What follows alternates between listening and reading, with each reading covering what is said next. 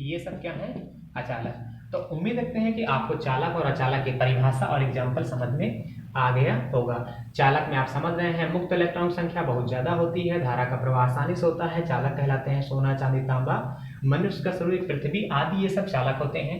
अचालक को विद्युत रोधी नाम से भी जाना जाता है।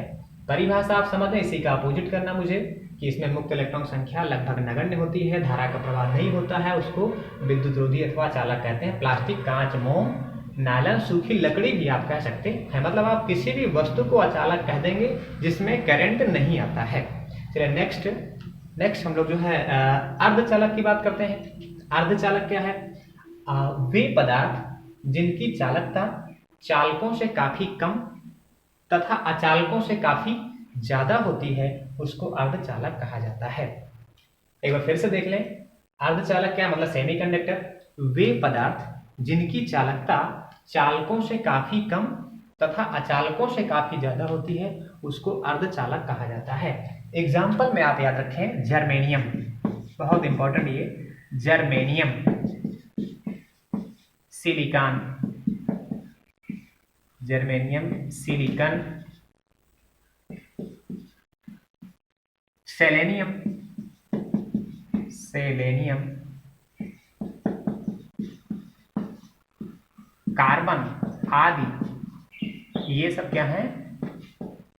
अर्धचालक होते हैं। तो उम्मीद रखते हैं कि आप जो है पदार्थों का वर्गीकरण समझ गए होंगे। चालक का डेफिनेशन आपको अच्छे से मालूम हो चल गई होगी, अर्धचालक की मालूम चल गई होगी और विद्युत रोधी पदार्थ की मालूम चल गई होगी।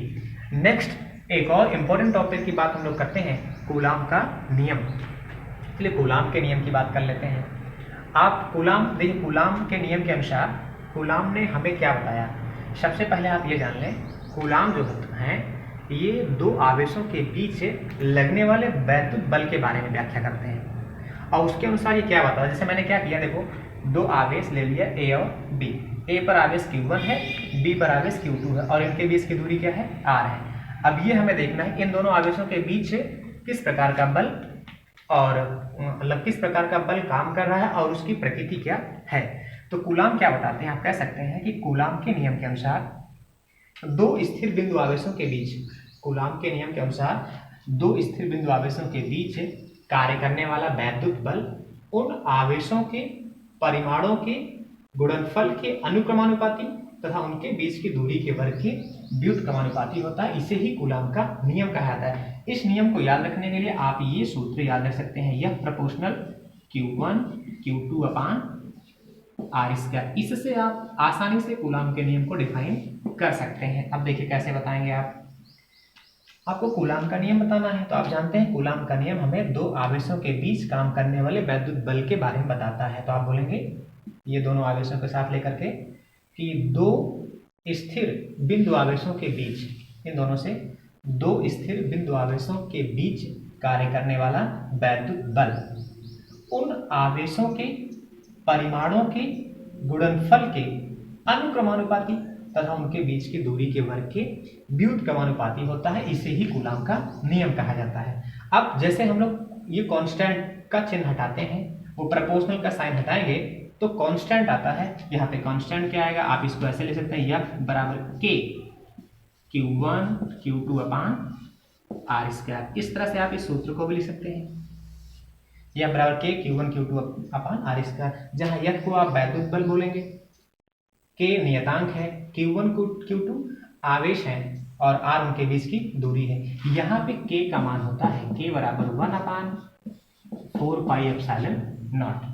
अब इसको आप ऐसे भी कर सकते हैं, F बराबर 1 अपान 4 pi epsilon not Q1 Q2 upon R square. ये हो जाता है कूलाम के नियम का सूत्र।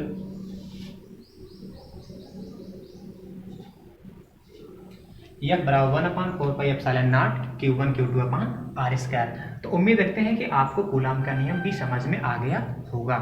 तो एक बार हम चाहते हैं कि फिर से जितने भी चीज़ों को पढ़े हैं उसको रिवाइज करा देते हैं, फिर आगे टॉपिक की बात करेंगे। चलिए ठीक है, देखिए वैद्युत आवेश, मैंने आपको बताया कि द्रव्य का वह गुण जिसके कारण वह वैद्युत तथा चुंबकीय प्रभाव उत्पन्न करता है तथा उसका अनुभव करता है, वैद्युत आवेश कहलाता है।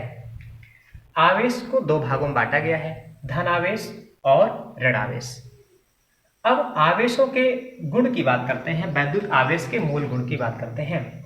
तो वैद्युत आवेश के मुख्य रूप से गुण जो दिए हैं वो आपके सामने दिख रहा है। फर्स्ट है आकर्षण तथा प्रतिकर्षण।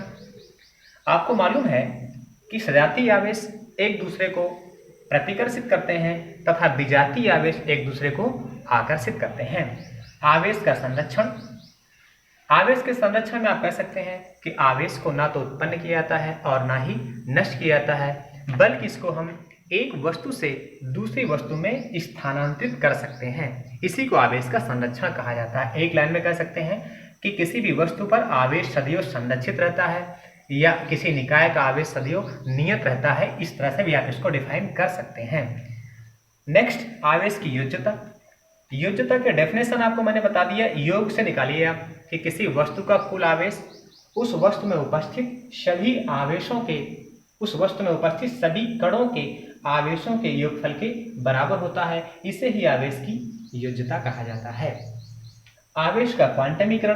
क्वांटमीकरण में आपको मैंने बताया कि किसी वस्तु पर आवेश एक निश्चित न्यूनतम मान का पूर्ण गुणक होता है। आवेश के इसी गुण को आवेश का क्वांटमीकरण कहा जाता है।